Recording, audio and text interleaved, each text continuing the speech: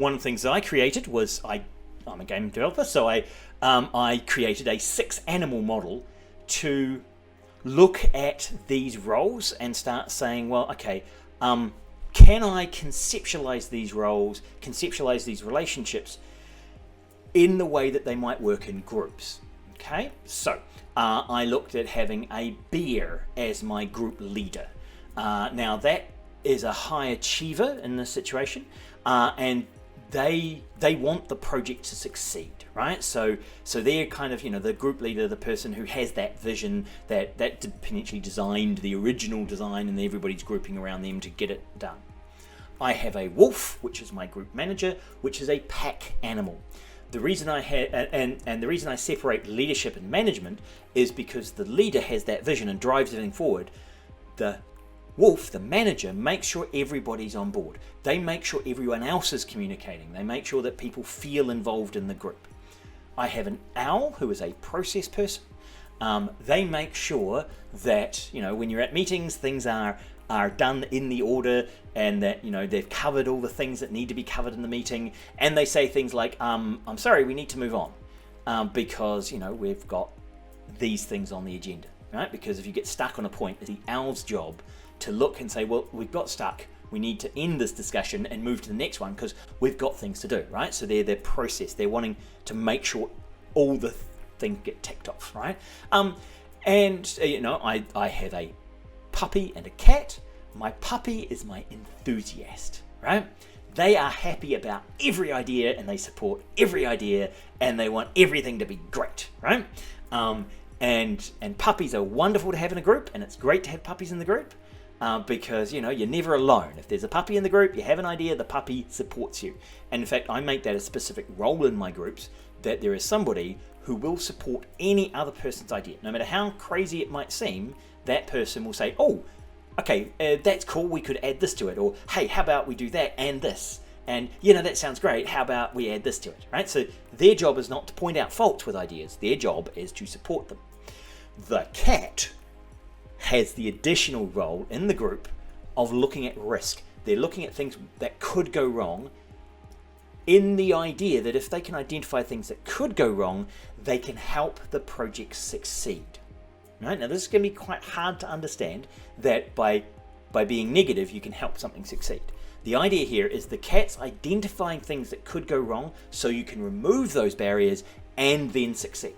Because if you don't look for those things, sometimes you'll just stumble and fall, right? So the cat's job is not just to be critical, it's to look for things that could hurt the project and identify those. And then, often the puppy will go, oh yeah, no, I can see that. And then, I could do this, right? So, for example, my wife is a cat and I'm a puppy. And so, I'll do the whole thing like, oh, if I take this bus to the airport, I can then take that flight and I'll get to that location on time. And she'll go, what if there are roadworks? And I go, oh, yeah, okay, well, what I can do is I can take the earlier bus and then I can work at the airport and that'll be great, right? So she didn't want me not to go. She wanted me to succeed. She wanted me to get to the airport.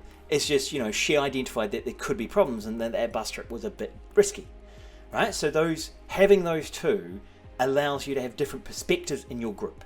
And the last one I have is my rabbit, who's my facilitator. Their job is to make sure everybody's got what they need, okay? And so, they set up meetings, they call meetings, those sort of things. So the idea is that these are ways to keep these different roles in your head, and try and give them an avatar means that I can have a separation between the role and me as a person, right? So in a particular group, I might need to play the role of a bear, even if I feel like a puppy, right? Because that group needs someone to take leadership, right? Or, someone needs to take management of the process. So even though I'm not a natural owl, sometimes someone might need to take that role, okay? Because that's what the group needs, not what I as an individual are best at.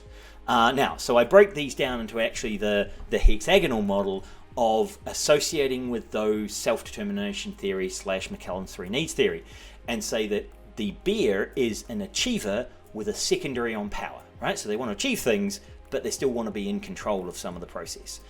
The wolf, the pack animal, is wanting to have affiliation, so they're interested in everybody participating, and they have a secondary of control, right? So they want everyone to be together, and they then see themselves in control of that process. The cat and the owl are both power-focused individuals. Cat is around control of risk, right? Because they identify things that could happen, and they're controlling that risk. The owl is around controlling the process. They want to make sure everything gets done, right? So these are both control first.